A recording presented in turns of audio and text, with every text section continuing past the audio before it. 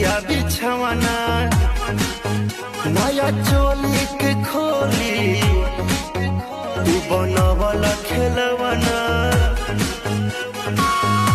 जा नाश कर देला हमर नया नया गवाना नया तकिया बिछवाना नया चोली के खोली तू बनवला खेलवाना नया नुहर जानी बनी एक चोर राजा तेरा कमर बड़ तोड़ राजा तानी जाई ना बोहरिया टूटता